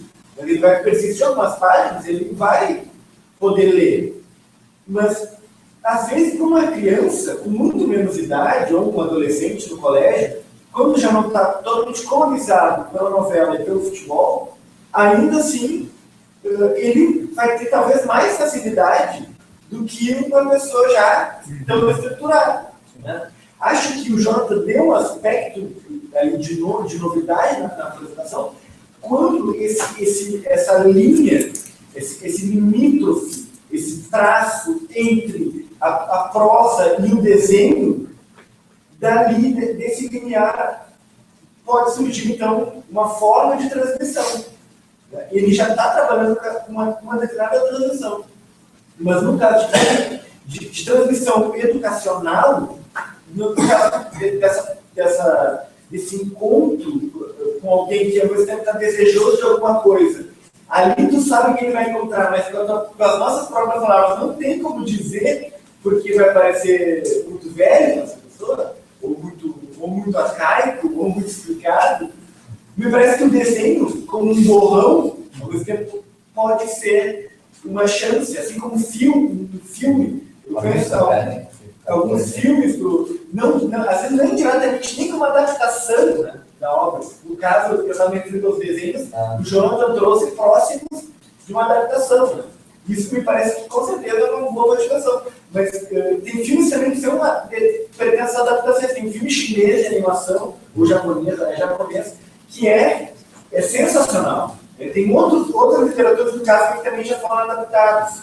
Às vezes, teatro, uma coisa que, no lance visual, sabe, no traço ali, possa remontar para o traço da literatura. E parece que assim a gente tem um espectro, assim, um pouco de ar para respirar, levando o desenho. Uma vez eu fiz um grupo, quando eu dei aula na FURG, eu fiz um grupo de pesquisa sobre a história da loucura. E aí, num dos dias eu peguei esse livro aí que o Jonathan trouxe, que é o maior, o primeiro, aquela capa preta ali, que é a tradução do César Aia. Eu peguei algumas daquelas fotos, aquelas coisas, fiz xerox, distribuí. E aí um aluno teve a ideia de fazer cianotipia, que é uma coisa que tu bota em cima de uma folha, tu faz um produto assim, aí tu deixa no sol, a exposição do sol passa uma outra cor lá do desenho invertido. E o cara, assim, tem a minha idade, e ele era meu aluno naquela época. Então, assim, é alguém que trouxe uma coisa super inesperada e ajudou na compreensão de uma coisa teórica, utilizando os desenhos desse livro. E casualmente eu tinha sugerido um encontro anterior.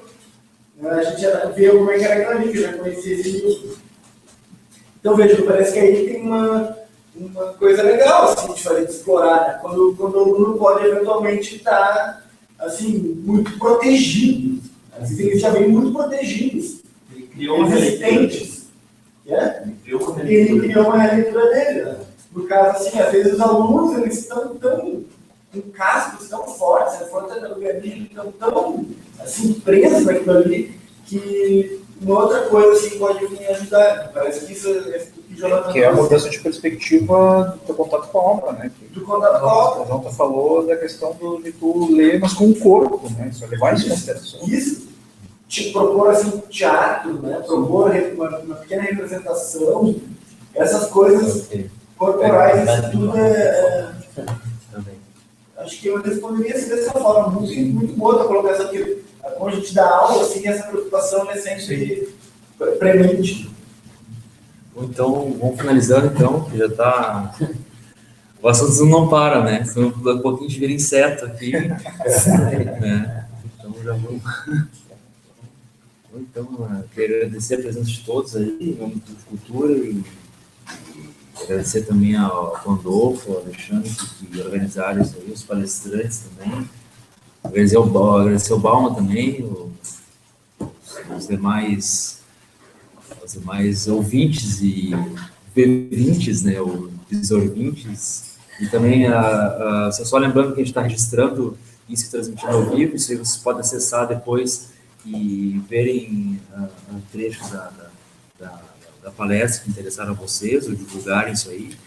O objetivo aqui agora, nessas palestras agora de cultura, a gente não visa muito um grande público, mas um público de qualidade mesmo. Não é da quantidade, mas da qualidade.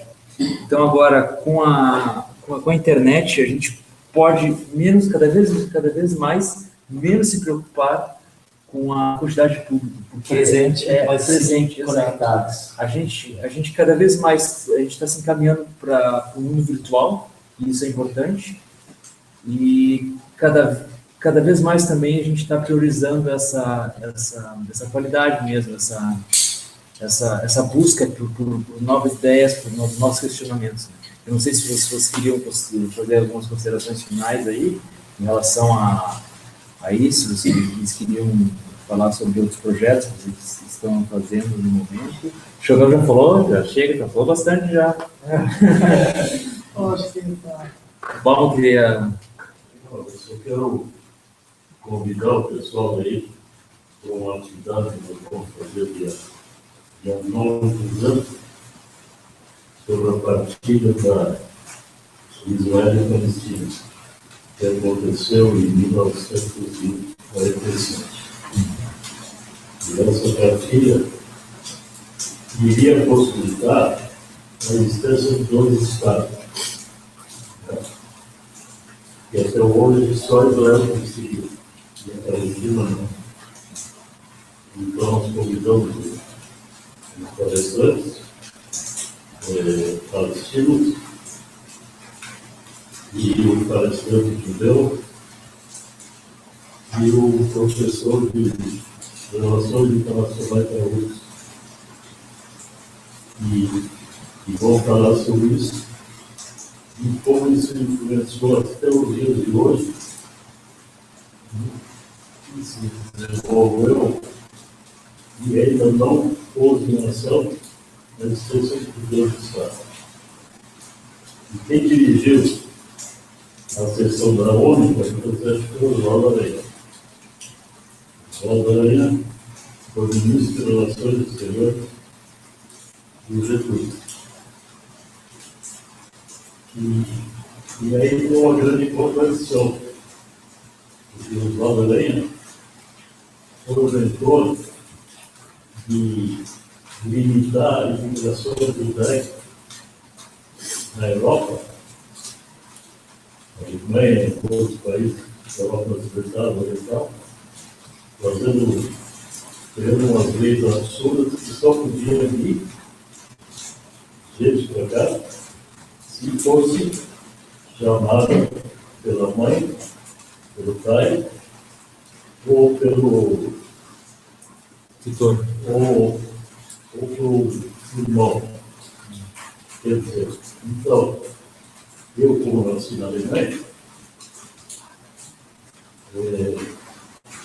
teve uma tia minha que veio para cá, em 1939, pouco antes da Segunda Guerra,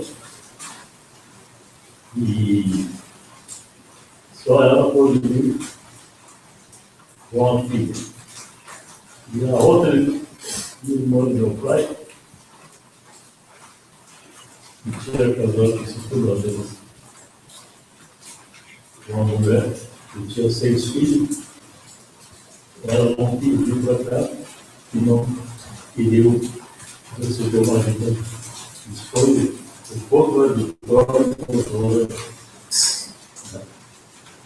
Então, nós estamos lembrando disso, convidando todos vocês. Bom, dia 9, Obrigado. dia 9 de dezembro, 9 de dezembro, 19 horas. 19 horas. Então tá bom, então.